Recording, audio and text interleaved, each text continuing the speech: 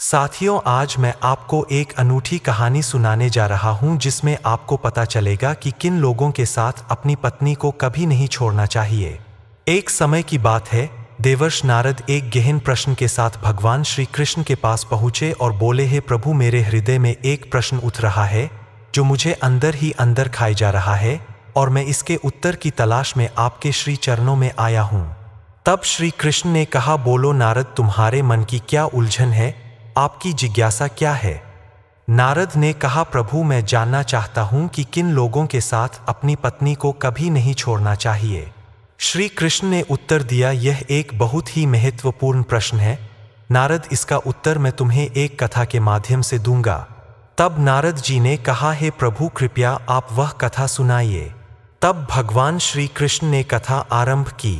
एक समय की बात है, एक नगर में एक धनी सेठ रहता था जिसका घर बहुत ही विशाल और सुंदर था। उसकी पत्नी अत्यंत रूपवती थी और उसकी तुलना में नगर में कोई भी अन्य स्त्री उतनी सुंदर नहीं थी। उनके घर के आंगन में एक पेड़ था जिस पर एक वृद्ध मैना ने अपना घर बनाया था। सेठ और उसकी पत्नी उस मैना की बहुत देखभाल करते थे और उसे प्रतिदिन भोजन देते थे। उनके घर में कई सेवक थे और सेठ अक्सर व्यापार के लिए नगर से बाहर जाता था। एक दिन वह बुजुर्ग मैना सेठ से बोली, हे सेठ, आपको अपनी पत्नी को अकेला छोड़कर नहीं जाना चाहिए। सेठ ने जिज्ञासा से पूछा, मैना, तुम ऐसा क्यों कह रही हो? अपनी पत्नी को अपने ही घर में अकेला क्यों नहीं छोड़ सकता? तब मैना कहती है, सेठ जी, मैं आपको यह बात एक कहानी के माध्यम से बताती हूँ, आप ऐसे नहीं समझेंगे। तब वह सेठ कहता है, ठीक है मैना, तुम कहानी सुनाओ। अब श्री कृष्ण कहते हैं कि ही देवर्षि नारद जी, अब वह मैना अपनी कहानी सुनाना प्रारंभ करती है और कहती है कि सेठ जी, आप इस कहानी को पूरा ध्यान देकर मन से सुनिए और जो मैं आपको इस कहानी के माध्यम से बातें बताऊंगी आप वह याद जरूर रखना। अब वह बूढ़ी मैना कहानी को सुनाना आरंभ करती है और वह मैना कहती है, किसी राज्य में महाराज देव सिंह नाम के एक राजा राज्य करते थे। देव सिंह एक सन की किस्म का राजा था। एक बार वह भ्रमण करने के लिए जंगल में चला जाता है। जंगल में घूमते घूमते उनकी मुलाकात एक संत महात्मा से हो जाती है। वह संत महात्मा एक पाखंडी था। राजा देव सिंह सभी साधु संतों पर बहुत विश्वास करता था। उस संत को देखकर राजा देव सिंह के मन में एक जिज्ञासा उठी। राजा देव सिंह ने सन्यासी को अपना परिचय दिया और उससे पूछने लगे, हे संत महाराज, आप बहुत पहुंचे हुए संत दिखाई पड़ते हैं। मेरी रानी इस समय गर्भवती है। जानना चाहता हूं कि मेरी रानी की कोख से पुत्र का जन्म होगा या पुत्री का। तब वह ढोंगी संत कहने लगा, हे राजन, यह तो नहीं बता सकता कि आपकी रानी की कोख से पुत्र का जन्म होगा या पुत्री का, किंतु हे राजन, मैं तुम्हें इतना जरूर कह सकता हूं कि अगर तुम्हारी रानी ने किसी पुत्री को जन्म दिया तो तुम्हारा सर्वनाश हो जाएगा। उस ढोंगी सन्यासी की यह बात सुनकर राजा बड़ा ही भयभीत हो गया और वह सोचने लगा कि अगर मेरी रानी ने किसी पुत्री को जन्म दे दिया तो मेरी मृत्यु हो जाएगी। यही बात सोचकर राजा को पू के नाम से नफरत होने लगी। घर आने के बाद ने अपनी रानी से आकर कहा कि हे रानी, भूल से भी हमारे घर में पुत्री का जन्म नहीं होना चाहिए। अगर पुत्री का जन्म होगा तो मैं तुम्हें सैनिकों से कहकर जान से मरवा दूंगा और होने वाली पुत्री को भी मार दूंगा। श्री कृष्ण अब नारद जी से कहते हैं कि हे नारद जी, वह बूढ़ी मैना अब आगे कहती है, हे सेठ जी, राजा की यह बात सुनकर वह रानी डर गई क्योंकि वह जानती थी कि राजा बड़ा ही क्रूर किस्म का राजा है। अगर मेरी कोख से पुत्री का जन्म हुआ तो यह सच में उस पुत्री को मरवा देगा। अब वह रानी रोज भगवान से प्रार्थना करने लगी थी कि हे परमात्मा, मेरी कोख से पुत्री का जन्म ना हो, नहीं तो राजा उसे जीवित नहीं छोड़ेंगे। भगवान की कृपा से रानी ने सर्वप्रथम एक पुत्र को जन्म दिया जिसे देखकर रानी और राजा देव सिंह बहुत प्रसन्न हुए। राजा देव सिंह तो इसीलिए प्रसन्न हुआ कि अच्छा हुआ उसे पुत्री नहीं हुई। इसके उपरांत रानी इसलिए प्रसन्न हुई कि अगर पुत्री होती तो राजा उसकी हत्या कर देता, जिससे उसके पति को कन्या हत्या का दोष लगता। अब कुछ समय बाद जब रानी ने फिर से गर्भ धारण किया, उसके बाद बच्चे का जब जन्म होने का समय आया तब उसी दौरान राजा को किसी जरूरी काम से दूसरे राज्य में जाना पड़ गया और उस राजा को लौटने में कई दिन लगने वाले थे।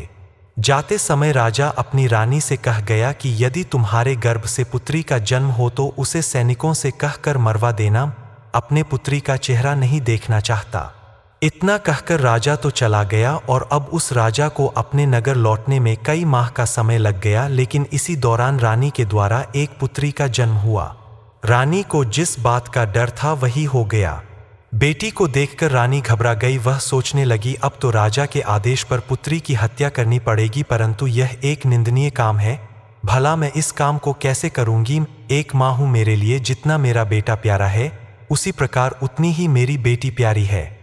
अब तो बेटी को देखकर रानी रोने लगी और कहने लगी, हे भगवान, यह आपने क्या किया? मुझे पुत्री क्यों दी? कन्या हत्या का पाप बहुत बड़ा होता है। एक पुत कपूत हो सकता है, परंतु एक माता कुमाता नहीं हो सकती है।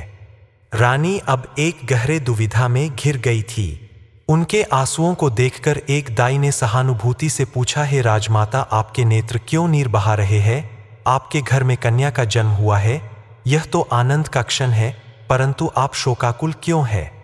रानी ने उत्तर दिया, जो अनहोनी होनी नहीं थी वही घटित हो गई है। रानी ने दाई को विस्तार से समझाया कि राजा देव सिंह ने कहा है पुत्री होगी तो उसे मार दिया जाएगा। हे दाई माँ, आप ही बताएं, इस निर्दोष जीवन को कैसे समाप्त कर सकती हूँ?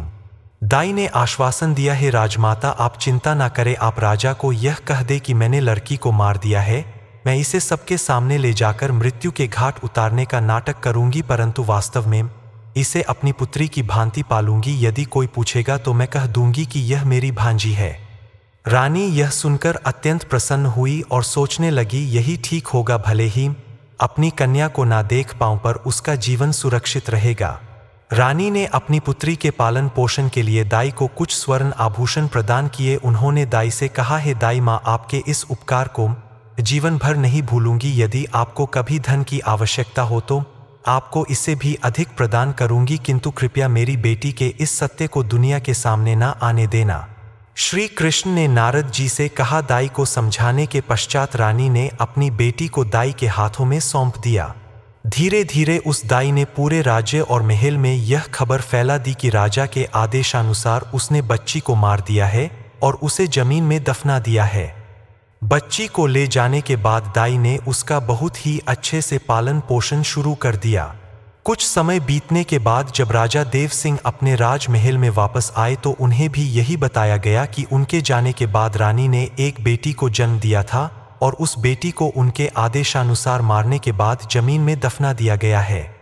यह सुनकर राजा बहुत प्रसन्न हुए। दाई ने बच्ची को अपनी भतीजी बताकर उसका पालन पोषण किया। जब भी रानी को अपनी बेटी को देखने की इच्छा होती, दाई उसे राजमहल ले आती। बच्ची को देखकर रानी की ममता उमड़ पड़ती और वह चोरी छिपे उससे प्यार करती। यदि कोई पूछता कि यह बच्ची कौन है तो रानी उसे दाई के भाई की बेटी बताती। अपनी पुत्री को देखकर रानी को बहुत सुकून मिलता और वह दाई को धन, वस्त्र और आभूषण दिया करती। रानी के आदेशानुसार दाई ने बेटी की परवरिश में कोई कमी नहीं आने दी और धीरे धीरे वह बेटी बड़ी होने लगी, जवान हो गई। रानी की पुत्री का पालन पोषण राजमहल में नहीं बल्कि एक गरीब के घर में हुआ, परंतु फिर भी वह एक सुंदर राजकुमारी की तरह दिखाई देती थी। जैसे जैसे वह कन्या जवानी की दहली लीज पर कदम रखती गई, उसकी सुंदरता और भी निखरती गई। जब वह पूर्ण युवती बनी तो दाई ने उसे राजमहल ले जाना बंद कर दिया। वह अपना समय दाई के घर में ही बिताने लगी। श्री कृष्ण ने नारद जी से कहा, एक दिन राजा देव सिंह अपने नगर का भ्रमण कर रहे थे और उनकी सवारी दाई के घर के सामने से गुजरी। उसी समय वह कन्या अपने घर के बाहर अपने बाल सुखा रही थी। उसकी सुंदरता ने राजा को मंत्रमुग्ध कर दिया और वह उसकी ओर आकर्षित हो गए। राजा ने अपने मंत्री से पूछा, हे मंत्री, यह राजकुमारी जैसी दिखने वाली कन्या कौन है? उसकी सुंदरता ने मुझे मोहित कर दिया है। मंत्री ने जल्दी से पता लगाया और राजा को बताया, वह कन्या एक बूढ़ी औरत की भतीजी है। राजा को रात भर नींद नहीं आई। उस कन्या की सुंदरता और कोमलता उनके मन में बस गई थी। सुबह होते ही राजा ने मंत्री से कहा, मंत्री, वह लड़की इतनी सुंदर है कि उसने मेरी रातों की नींद उड़ा दी है। मैं उसके ना नहीं रह सकता। तुम कुछ लोगों को लेकर जाओ और उस बूढ़ी औरत से उस लड़की के साथ मेरे विवाह की बात करो। उसी दिन राजा के आदेश पर मंत्री ने कुछ सैनिकों के साथ उस लड़की का हाथ मांगने के लिए दाई के घर का रुख किया और उन्होंने दाई को सारी बात बताई। राजा के विवाह प्रस्ताव को सुनकर दाई के होश उड़ गए। वह सोचने लगी है, ईश्वर, यह कैसी विपत्ति आ गई है। यह कन्या तो उसी राजा की पुत्री है और राजा इस सत्य जैसे अनजान है। उसी क्षण बूढ़ी माँ ने स्पष्ट इनकार कर दिया, एक निर्धन स्त्री हूं और यह मेरी भांजी राजा के योग्य नहीं है। कृपया इस रिश्ते के लिए दोबारा मेरे द्वार पर ना आए। मंत्री ने उत्तर दिया, तुम कैसी मूर्ख स्त्री हो। राजा के साथ अपनी पुत्री के विवाह का अवसर पाकर भी तुम इनकार कर रही हो। यह तो तुम्हारे सौभाग्य की बात है। राजा स्वयं तुम्हारी पुत्री से विवाह करना चाहते हैं। लेकिन बूढ़ी औरत ने दृढ़ता से राजा के साथ अपनी पुत्री के विवाह के प्रस्ताव को ठुकरा दिया। जब बूढ़ी औरत नहीं मानी तो मंत्री ने राजा के महल में वापस जाकर राजा को सारी बातें बताई। राजा ने गुस्से में आकर तुरंत ऐलान किया, उस बूढ़ी औरत को दरबार में लाया जाए। राजा के सिपाहियों ने बूढ़ी औरत को बंदी बनाकर दरबार में लाया, जहां राजा के आदेश पर उसे कोड़े मारे गए, जिसे वह सहन नहीं कर पाई। कोड़ों की मार से व्यथित होकर बूढ़ी औरत ने राजा के समक्ष सच्चाई उजागर कर दी। उसने चीखते हुए कहा, है महाराज, यह कन्या कोई और नहीं बल्कि आपकी ही सगी बेटी है। जब आपकी रानी ने मुझे इसे मारने के लिए दिया तो मैंने इसे मारना उचित नहीं समझा। मैंने इसे अपने घर में रखकर अपने भाई की बेटी बताकर पाला। मैंने ही आपकी बेटी को पाल पोस कर इतना बड़ा किया है। यदि आप अपनी ही बेटी से विवाह करेंगे तो आप बहुत बड़े पाप के भागीदार बनेंगे। राजा यह सुनकर स्तब्ध रह गया। उसने अपना माथा पीटा और सोचा, हे भगवान, यह कितना बड़ा पाप करने जा रहा था। तूने मुझे इतने बड़े पाप में पड़ने से बचा लिया। लेकिन फिर भी राजा देव उस दाई पर और भी अधिक क्रोधित हो गया। उसने अपने बेटे को आदेश दिया, बेटा, अपनी बहन को जंगल में ले जाओ और वहां जाकर उसका सर काट दो, उसे वही गाड़ दो। मुझे प्रमाण देने के लिए तुम उसकी दोनों आंखें निकालकर मुझे लाकर दिखा दो।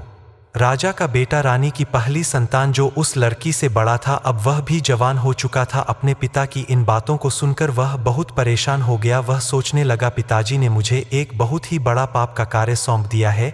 इतने वर्षों के बाद मुझे मेरी बहन मिली है और मैं उसे अपने हाथों से कैसे मार सकता हूँ। अगर मैं ऐसा करता हूँ तो भगवान मुझे कभी क्षमा नहीं करेंगे। हे भगवान, यह पाप मुझसे ना कराओ। यह सोच सोच कर राजकुमार बहुत दुख हो गया।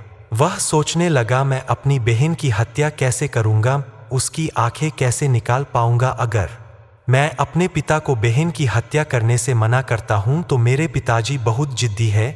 वह मुझसे नहीं तो किसी और से कहकर मेरी बहन को अवश्य ही मरवा देंगे।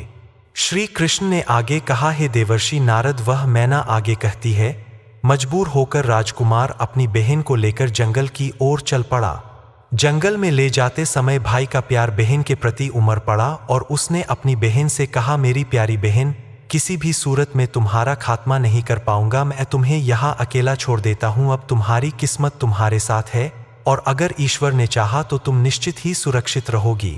बहन ने उत्तर दिया, भैया, तुम मुझे मार दो और मेरी आंखें निकालकर पिताजी को दिखा दो। अगर तुम ऐसा नहीं करोगे तो पिताजी तुम्हें भी सजा देंगे।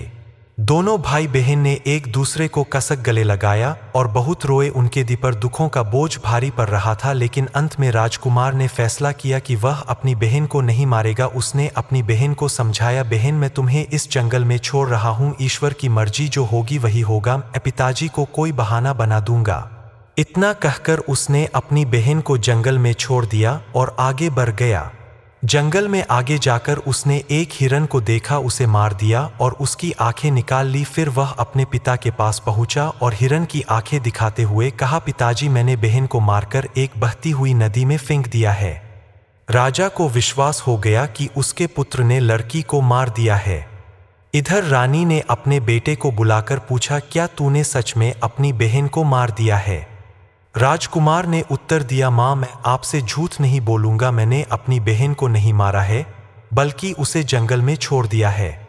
यह सुनकर रानी को राहत मिली और वह भगवान का धन्यवाद करने लगी। उसने प्रार्थना की, हे भगवान, आपने मेरे बेटे को सद्बुद्धि दी। मेरी बेटी जंगल में अकेली भटक रही होगी। हे प्रभु, आप उसकी रक्षा करना और उसे ऐसी जगह पर पनाह देना जहां उसके जीवन की नया पार हो जाए। मैंने जब उसे जन्म दिया है तो वह अपना पूरा जीवन जीकर ही मृत्यु को प्राप्त हो। श्री कृष्ण ने आगे कहा, हे देवर्षि नारद, इधर राजकुमारी ने प्रकृति के उपहारों से अपना जीवन यापन किया। वृक्षों के फल और जंगली फूलों को खाकर अपने दिन बिताती। उसके वस्त्र फट चुके थे और वह अर्धनग्न अवस्था में जंगल में भटक रही थी। वह घनी झाड़ियों में छिपकर रात बिताती। एक दिन दूसरे राज्य के राजा सुधर्मा शिकार के लिए उसी जंगल में आए। राजकुमारी जब फल तोड़ रही थी तो उसने घोड़ों की तोपों की आवाज सुनी और घनी झाड़ियों में छिप गई। राजा सुधर्मा उसी वृक्ष के नीचे आराम करने के लिए बैठ गए जहां राजकुमारी छिपी थी। जब राजा की नजर झाड़ियों पर पड़ी तो उन्होंने एक मानवीय आकृति देखी। उन्होंने पुकारा, कौन है वहां झाड़ियों में, क्या कर रहे हो? जो भी हो बाहर आओ और मेरे सामने आओ। मैं तुम्हें आश्वासन देता हूं कि तुम्हें कोई हानि नहीं पहुंचाई जाएगी। मैं एक दुखी स्त्री हूं, मेरे वस्त्र फट चुके हैं। यदि आप मुझे वस्त्र दे सकते हैं तो मैं बाहर आ सकती हूं। राजा ने उसे एक चादर दी और राजकुमारी ने उसे ओढ़कर बाहर आ गई। राजा ने उसकी सुंदरता देखी और सोचा कि वह उनकी रानी बनने के योग्य है। उन्होंने उसे अपनी रानी बनने का प्रस्ताव दिया और राजकुमारी ने सहमति जताई। अब श्री कृष्ण कहते हैं कि ही देवर्ष नारद जी वह कहते हैं ना कि डूबते हुए को तिनके का सहारा ही बहुत है। यह तो फिर भी एक राजकुमार था जो उसे अपनी पत्नी बनाना चाहता था।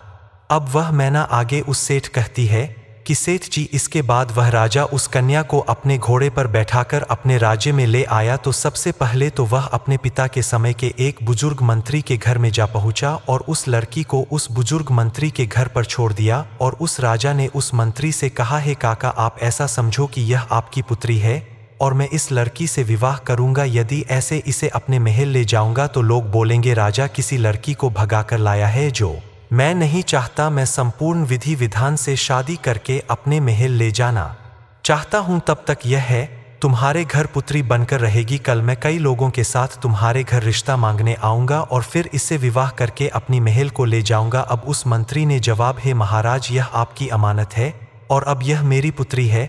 आपका जब मन करे आप इससे विवाह करके अपने महल को ले जाए, तब तक मैं इसका बहुत ही अच्छे से ख्याल रखूंगा। अगले दिन राजा के सेनापति और मंत्री ने बूढ़े मंत्री के घर जाकर राजकुमारी का हाथ मांगा और जल्द ही उनका विवाह हो गया। विवाह के बाद राजकुमारी राजा सुधर्मा की पत्नी बनकर रहने लगी और दोनों बहुत प्रसन्न थे। राजा ने कभी भी अपनी पत्नी से उसके अतीत के बारे में नहीं पूछा और दोनों ने 2 वर्ष साथ बिताए। जब रानी ने एक पुत्र को जन्म दिया तो राजा और भी खुश हो गया। एक दिन राजा ने रानी से उसके कुल और अतीत के बारे में पूछा, लेकिन राजकुमारी ने बात को टाल दिया। कुछ समय बाद जब रानी ने दूसरे पुत्र को जन्म दिया तो ने फिर से उसी बात को दोहराया। राजकुमारी अपने अतीत की बातें अपने पति को नहीं बताना चाहती थी, लेकिन राजा उसके अतीत को जानने के लिए उत्सुक था। रानी ने जाना कि राजा उससे बहुत प्रेम करते हैं, इसलिए उसने अपने जीवन की सारी कहानी उसे बता दी। राजा ने राजकुमारी की दुख भरी दास्तान सुनी और उसकी आंखों में आंसू आ गए। राजा ने रानी से कहा कि वह उसे उसके पिता से मिलाने ले चलेंगे, लेकिन राजकुमारी ने पहले तो इनकार कर दिया। राजा के अनुरोध पर रानी अपने पिता से मिलने के लिए तैयार हो गई। श्री कृष्ण ने आगे कहा, हे देवर्षि नारद, वह मैना आगे कहती है। अगले दिन राजा सुधर्मा ने राजा देव सिंह के यहाँ जाने का निश्चय किया, लेकिन एक महत्वपूर्ण कार्य के कारण उन्हें दूसरे शहर जाना पड़ा। राजा ने अपने मंत्री और सेनापति को रानी और दोनों बच्चों के साथ राजा देव सिंह के राज्य की ओर रवाना कर दिया। राजा ने रानी को समझाया कि वह उसके पहुंचने से पहले वहां पहुंच जाएंगे। इस प्रकार राजा सुधर्मा का मंत्री और सेनापति कुछ सेना के साथ राजकुमारी को लेकर देव सिंह के राज्य की ओर चल पड़े। राजा सुधर्मा के राज्य से राजा देव सिंह के राज्य तक की दूरी काफी अधिक थी, इसलिए उनकी यात्रा में शाम ढल गई और उन्होंने रात्रि विश्राम के लिए एक स्थान पर तंबू लगाने का निर्णय लिया। जहां राजकुमारी का तंबू लगाया गया था, वहीं मंत्री ने भी अपना तंबू स्थापित कर दिया। राजकुमारी ने मंत्री से कहा कि वह एक राजा की बेटी और एक यशस्वी राजा की पत्नी है और उसे उचित नहीं लगता कि मंत्री उसके बगल में अपना तंबू लगाए। मंत्री ने उत्तर दिया, उन्हें राजा के आदेश पर उनकी और उनके बच्चों की देखभाल के लिए भेजा गया है। रात्रि के एक दूसरे पहर में वह चालाक मंत्री चुपके से राजकुमारी के शिविर में प्रवेश कर गया। जैसे ही मंत्री ने शिविर की दहलीज पार की, राज ने तत्परता से उठकर खुद को संभाला और मंत्री के नापाक इरादों को भांप लिया। उसे यकीन हो गया कि मंत्री के दिल में कुछ तो काला है। राजकुमारी ने फिर तेज आवाज में चेतावनी दी, सावधान, अगर तुमने मुझे हाथ भी लगाया तो तुम इस शिविर से तत्काल निकल जाओ। उसने मंत्री को बार बार शिविर छोड़ने को कहा, परंतु मंत्री ने उसकी एक ना सुनी और धीरे धीरे उसकी ओर बढ़ता रहा। राजकुमारी ने फिर कहा, अरे दुष्ट, क्या तुम्हें पता नहीं कि तुम क्या करने जा रहे हो? अगर तुम्हें अपनी भलाई प्यारी है तो अभी इसी वीर से बाहर चले जाओ। लेकिन मंत्री ने राजकुमारी की बातों को अनसुना कर दिया। तब राजकुमारी ने अपने बड़े पुत्र को मंत्री के सामने खड़ा किया और भगवान और पुत्र की दुहाई देते हुए मंत्री को कसम दिलाई, परंतु मंत्री के मन में वासना का जहर घुल चुका था और वह वासना की अंधी गलियों में खो चुका था। उसकी आंखों के सामने सिर्फ रानी का हसीन चेहरा था। फिर वह मंत्री आगे बढ़ा और अपनी तलवार निकालकर राजकुमारी के पुत्र का सिर काट दिया। राजकुमारी ने अपने पुत्र की दुर्दशा देखकर विलाप किया। उसे समझ आ गया कि यह दुष्ट मंत्री अब नहीं मानेगा, इसलिए उसने अपनी इज्जत बचाने का निश्चय किया। रानी ने फिर एक चाल चलते हुए कहा, रुको, अभी आती हूँ, मुझे मूत्राशय करना है, उसके बाद आप जो चाहे मेरे साथ कर लेना। इतना कहकर वह शिविर से बाहर निकली और जंगल की ओर भाग गई। सुबह तक वह झाड़ियों में छिपी रही और जब सुबह हुई तो वह अपने शिविर में वापस आई, लेकिन वहां उसने अपने पुत्र का शव देखा। अपने पुत्र की दुर्दशा देखकर रानी का दिल और भी टूट गया, लेकिन वह अब क्या कर सकती थी? उस दुष्ट मंत्री के सामने राजकुमारी असहाय हो गई। श्री कृष्ण ने आगे कहा, हे देवर्षि नारद, अपने पुत्र की दुखद मृत्यु का शोक मन में छिपाए वह अपने साथियों के साथ आगे बढ़ चली। जब शाम ढली और सभी ने अपने डेरे लगाए, तब राजकुमारी के डेरे के निकट सेनापति ने भी अपना डेरा जमाया। राजकुमारी ने सेनापति को बुलाकर निवेदन किया, हे सेनापति, कृपया अपने डेरे को यहाँ से दूर स्थापित करो। सेनापति ने उत्तर दिया, हे राजकुमारी, राजा ने मुझे आपकी सुरक्षा का उत्तरदायित्व सौंपा है। राजकुमारी ने उसे बार बार मना किया, परंतु सेनापति ने भी मंत्री की भांति उसकी एक ना सुनी और अपना डेरा वही बनाए रखा। श्री कृष्ण ने आगे कहा, हे देवर्षि नारद, राजकुमारी को फिर से सब कुछ समझ में आ गया था। इस चिंता में वह पूरी रात सो नहीं पाई। आधी रात को वासना से विचलित सेनापति ने राजकुमारी के डेरे में प्रवेश किया। राजकुमारी ने उसे ललकार हुए कहा, हे सेनापति, क्या तुम नहीं जानते कि कौन हूँ मैं? एक राजा की पत्नी और पुत्री हूँ। इसे जानते हुए तुम मेरे डेरे में क्यों आए हो? अभी तुरंत बाहर निकल जाओ। परंतु वह कुटिल सेनापति हंसते हुए आगे बढ़ा। राजकुमारी के बार बार निवेदन करने के बावजूद सेनापति ने उसकी बात नहीं मानी। जब वह राजकुमारी की ओर बढ़ने लगा तो राजकुमारी ने अपने छोटे बेटे को उसके सामने खड़ा किया और कहा, हे धूर्त, मुझे मेरे बेटी की कसम है, अगर तूने मेरे ऊपर बुरी नजर डाली तो मैं तेरा सर्वनाश कर दूंगी। सेनापति ने तलवार निकाली और उस छोटे बेटे का सिर काट दिया। राजकुमारी ने कहा, हे सेनापति, थोड़ी देर रुको, अभी आती हूँ, फिर आपका मन जो करे वह कर लेना। इसके बाद वह डेरे से बाहर निकली और जंगल की ओर भाग गई। जब वह रानी थोड़ी दूर गई तो उसे एक गहरी नदी दिखाई दी। राजकुमारी ने मन में दृढ़ निश्चय किया कि अब जब उसकी संतान ही नहीं बची तो वह जीकर क्या करेगी। उसने मरने का निश्चय किया और नदी में कूद पड़ी, परंतु नदी के पानी का बहाव इतना तेज था, जैसे ही रानी उस नदी में कूदी तो पानी का बहाव उसे एकदम खींच ले गया और जंगल के एक छोर में वह रानी नदी में बहती हुई जा रही थी। नदी में बहते बहते वह जंगल के नदी के किनारे जा पहुंची। अब सुबह हो चुकी थी। वहां पर दो सन्यासी महात्मा उसी नदी में अपने गुरु के वस्त्र को धोने के लिए आए थे। उसी समय उन सन्यासी शिष्यों ने देखा कि कोई औरत इस नदी में बहते हुए उनकी तरफ आ रही है, तो उन दोनों योगियों ने रानी को पकड़कर बाहर निकाल लिया। जब रानी को होश आया तो राजकुमारी के पैरों तले जमीन खिसक गई। अब राजकुमारी मन में सोचने लगी कि उस मंत्री और सेनापति से तो मुझे जैसे तैसे छुटकारा मिल गया, लेकिन अब इन योगियों ने मुझे घेर लिया है। जैसे ही दो योगियों ने राजकुमारी को पकड़ा तब तक वहां 4 सन्यासी महात्मा और आ पहुंचे। अब तो राजकुमारी और भी ज्यादा डर गई। वह सोचने लगी, अब तो मैं यहाँ पर और भी बड़ी मुसीबत में फंस गई हो। उसकी सुंदरता ऐसी थी कि जो भी उसे देखता वह मोहित हो जाता। सन्यासी आपस में लड़ने लगे, एक दूसरे को धक्का देते हुए कहने लगे कि राजकुमारी उनकी है। अंत में एक संत ने सोचा कि इस तरह से तो कोई हल नहीं निकलेगा। उन्होंने तय किया कि राजकुमारी को उनके गुरु के पास ले जाएंगे, जो इस मामले का फैसला करेंगे। गुरु के पास पहुंचकर योगियों ने अपनी इच्छा जाहिर की। गुरु ने अपने शिष्यों को एक स्त्री के पीछे लड़ते देखा और समझाने लगे। वह एक विद्वान और तपस्वी संत थे। उन्होंने राजकुमारी को देखते ही समझ लिया कि वह राजघराने से है। उन्होंने शिष्यों को समझाया कि वे उसे अपनी बहन के रूप में स्वीकार करें जिससे उनकी जिंदगी बदल सकती है। शिष्यों ने गुरु की बात मानी और रानी को अपनी बहन बना लिया। वे सभी रानी के पिता राजा देव सिंह के राज्य में रहते थे। अब राजकुमारी को पता चल गया था कि वह अपने पिता के राज्य में प्रवेश कर चुकी है। यहाँ के राजा उसके पिता देव सिंह है। अब रानी उन्हीं महात्माओं के आश्रम पर रहने लगी। वे महात्मा उसे अपनी बहन की तरह रखते थे।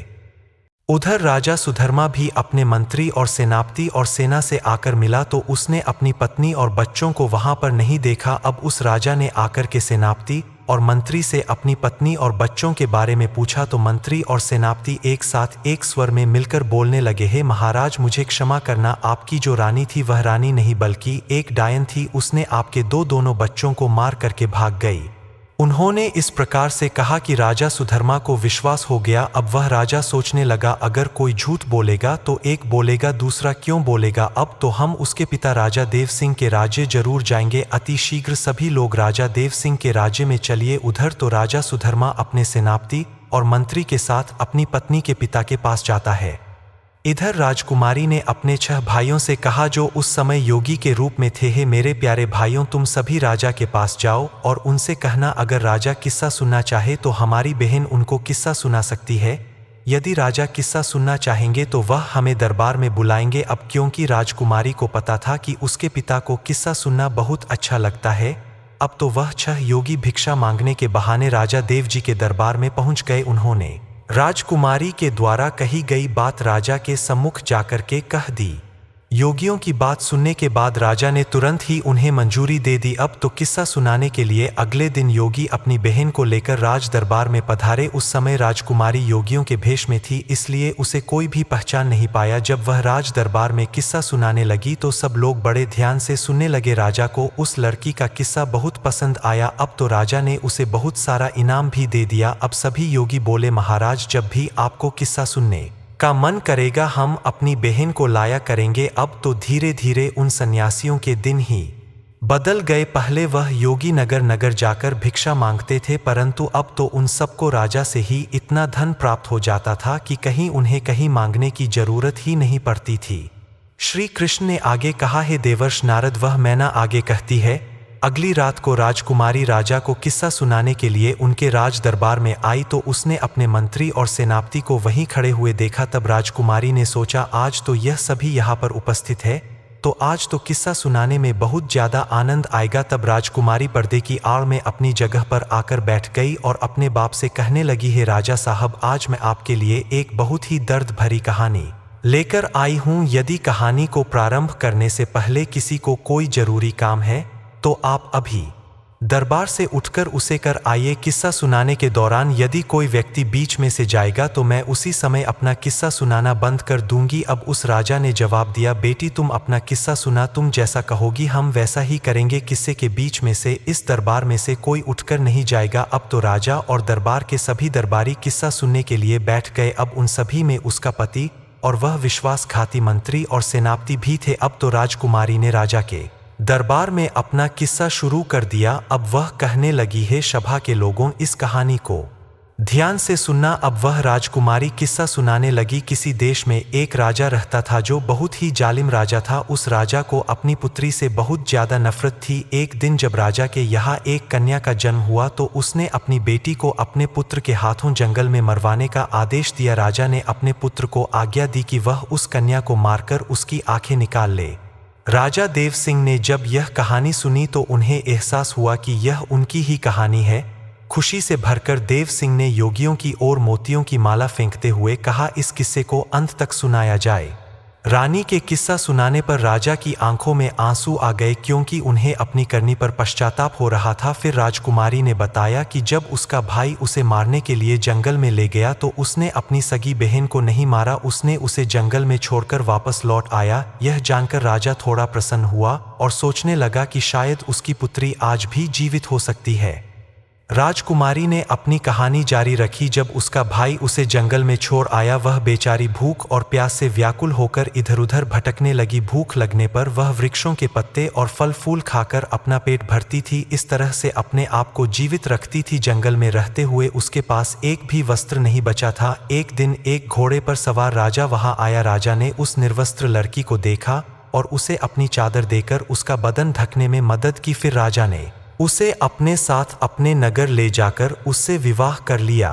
रानी ने अपनी कहानी जारी रखी। जब राजा सुधर्मा ने इस किस्से को सुना तो उन्हें एहसास हुआ कि यह उनकी ही कहानी है। खुशी से उन्होंने योगियों की ओर मोतियों की माला फेंकी और कहा, यह किस्सा अंत तक सुनाया जाए। राजकुमारी ने आगे कहा, वह लड़की एक राजा की रानी बन चुकी थी और उसकी कोख से 2 पुत्रों ने जन्म लिया। एक दिन उसके पति ने उससे उसके जीवन की पूरी घटना पूछी। उसने अपने पिता की करतूतें अपने पति को बताई, जिसे सुनकर उसका पति दुखी हुआ। वह दिल का अच्छा इंसान था। यह जानकर कि उसकी पत्नी एक राजा की पुत्री है, उसने उसे उसके पिता से मिलाने का निश्चय किया। लेकिन उसने एक गलती की, उसने अपनी पत्नी और बेटों की सुरक्षा के लिए स्वयं नहीं जाकर अपने मंत्री और सेनापति को उनके साथ भेज दिया। यह उस राजा की सबसे बड़ी भूल। श्री कृष्ण ने आगे कहा, हे देवर्ष नारद, वह मैना आगे कहती है कि चाहे कोई कितना भी सगा क्यों ना हो, अपनी जवान स्त्री, जवान बहन या जवान बेटी को किसी दूसरे पर भरोसा करके उसके साथ नहीं भेजना चाहिए और ना ही उसके पास छोड़ना चाहिए, चाहे वह कितना ही वफादार और कितना भी विश्वास पात्र हो। मगर जब वासना दिमाग पर हावी होती है तो सारी वफादारी, सारा विश्वास धरा का धरा रह जाता है। और स्त्री तो वैसे भी पुरुष के लिए आकर्षण का केंद्र होती है। अगर वह अकेली किसी अन्य पुरुष के साथ जाती है या ठहरती है तो उस पुरुष के मन में काम रूपी विचार आ ही जाता है। भूलकर भी कभी अपनी बहन बेटी को किसी अन्य के साथ नहीं छोड़ना चाहिए, खास करके तब तो और भी नहीं छोड़ना चाहिए जब कोई पुरुष जवान हो, सुंदर हो, अकेला हो। कहते हैं स्त्री धन और विद्या या जिसके पास रहती है उसी की हो जाती है। राजकुमारी इधर राजा देव सिंह के दरबार में अपना किस्सा सुना रही थी। राजा देव सिंह और राजा सुधर्मा उस किस्से को बड़े ध्यान से सुन रहे थे। राजकुमारी आगे कहती है कि उधर उस राजा ने अपनी पत्नी और बच्चों को मंत्री और सेनापति के साथ भेज दिया। सफर बहुत लंबा था। चलते चलते जब रास्ते में सूर्यास्त हो गया तो उन्होंने वहीं रुकने का निर्णय लिया। मंत्री ने अपना तंबू रानी के तंबू के समीप लगा दिया। रानी ने इस बात का बहुत विरोध किया पर वह मानने को तैयार नहीं हुआ। फिर रात्रि के समय में मंत्री ने उस राजकुमारी के साथ दुष्कर्म की कोशिश की, परंतु राजकुमारी ने हर बार निवेदन किया कि उसे छोड़ दे, लेकिन वह दुष्ट मंत्री ने सुनी नहीं। उसने राजा के बेटे का भी सर काट दिया। इसके बाद रानी ने अपने धर्म की रक्षा के लिए मंत्री से बहाना बनाकर जंगल में भाग लिया। रात भर उसने जंगल में गुजारते हुए अपने पतिव्रत धर्म की रक्षा की। दूसरे दिन जब रानी अपने तंबू में वापस आई तो उसे अपने बेटे की लाश को देखकर रोने लगी। जैसे जैसे कहानी आगे बढ़ती जा रही थी तो उधर मंत्री के हालत खराब होते जा रहे थे। अब तो धीरे धीरे वह मंत्री भी बहाना बनाते हुए राजा के दरबार से उठकर जाना चाहता था तो राजा ने तुरंत ही उसे डांट फटकार कर बैठा दिया। तब रानी आगे कहानी सुनाने लगी। दूसरे दिन को जब वह वहां से आगे को चले और एक जगह रास्ते में फिर तंबू लगाए तो उस रात सेनापति तंबू में घुसकर दुष्कर्म की लालसा से रानी के पास जा पहुंचा। रानी ने पहले तो उसे खूब ललकार कर समझाया कि वह यहाँ से चला जाए, लेकिन वह दुष्ट लौटने को तैयार नहीं हुआ तो रानी ने उसे अपने छोटे बेटे की कसम दी। यह कहानी सुनकर सेनापति भी घबराने लगा, सोचने लगा यह तो मेरा भेद खुल रहा है। वह भी उठकर भागने को तैयार हुआ तो राजा ने डांट कर उसे भी बैठा दिया। राजा सुधर्मा ने कहा, क्यों भाई, सच्चाई तुमसे सुनी नहीं जा रही है क्या? सेनापति भी अपना मुंह लटकाकर चुपचाप बैठ गया। इधर किस्सा जारी था। राजकुमारी कहने लगी, फिर उसके बाद सेनापति ने भी रानी के छोटे बेटे का कत्ल कर दिया। वह गलत भाव लेकर रानी के पास बढ़ता गया तो उसी समय पर किसी तरह से राजकुमारी अपनी जान बचा करके वहां से भाग निकली और वहां से एक नदी में कूद गई, लेकिन उसकी किस्मत ने वहां पर उसका साथ नहीं दिया। वह बेचारी जिंदा बच गई। उस नदी के जल में बहते बहते जंगल के दूसरे छोर पर 6 योगियों के पास पहुंच गई। सन्यासियों ने भी उस राजकुमारी को अपनी पत्नी बनाना चाहा, परंतु उनके महान बुद्धिमान गुरुजी ने उन सन्यासियों से यह पाप होने से बचा लिया और गुरुजी के बार बार समझाने पर सन्यासियों ने उस राजकुमारी को अपनी बहन के रूप में स्वीकार कर लिया। फिर वह भाई बहन अपने यहाँ जो राजा था उस राजा के यहाँ पर किस्सा सुनाने के लिए रोज अपनी बहन को ले जाने लगे। इतनी कहानी सुनाने के बाद में वह राजकुमारी अपना पर्दा हटाकर राजा के सामने आकर खड़ी हो गई। अपनी कन्या को देखकर राजा देव सिंह भी पहचान गए और उधर अपनी पत्नी को देखकर राजा सुधर्मा की आंखें भर आई। पत्नी को सामने देखकर राजा सुधर्मा बहुत प्रसन्न हुआ, लेकिन अपने पुत्रों की मृत्यु का दुख उसे अंदर ही अंदर खाए जा रहा था। राजा सुधर्मा राजा देव सिंह से आज्ञा मांगने लगा, महाराज, मेरा मंत्री और मेरा सेनापति मेरा ही शत्रु है, इसे मैं स्वयं दंड देना चाहता हूं। तब उसी तरह से राजा सुधर्मा ने उन दोनों के सर कलम कर दिए। पापियों को उनके करने का दंड मिल चुका था। इधर राजा देव सिंह ने अपनी बेटी को सीने से लगा लिया और बार बार उससे अपने किए की क्षमा मांगने लगा। पुत्री ने अपने पिता को क्षमा कर दिया। श्री कृष्ण ने आगे कहा, हे देवर्षि नारद, वह मैना आगे कहती है। इस प्रकार से राजकुमारी अपने पति के साथ कुछ दिन तक अपने पिता के घर पर ही रही। फिर उसके बाद राजा सुधर्मा अपनी पत्नी को लेकर अपने नगर लौट आया और हंसी खुशी के साथ समय व्यतीत करने लगा। कुछ ही समय में रानी ने 2 बेटों को और जन्म दिया। अब तो उनकी खोई हुई खुशी वापस आ गई। अब भगवान श्री कृष्ण कहते हैं कि देवर्षि नारद जी, इस प्रकार से इस बूढ़ी मैना ने इस सेठ को समझाया कि कैसे लोगों के पास अपनी पत्नी को नहीं छोड़ना चाहिए। अब देवर्षि नारद जी को भी उनके प्रश्न में का उत्तर मिल गया। मित्रों, कहते हैं ना कि अगर भगवान किसी के पक्ष में होता है तो कोई भी उसका बाल बाका नहीं कर सकता। चाहे कोई कितना भी प्रयास कर ले, कोई उसे मार नहीं सकता। मृत्यु, जीवन, मरण या विधाता के हाथ में होता है, इंसान के हाथ में कुछ नहीं। मित्रों, आपको यह कहानी कैसी लगी कमेंट सेक्शन में जरूर बताएं।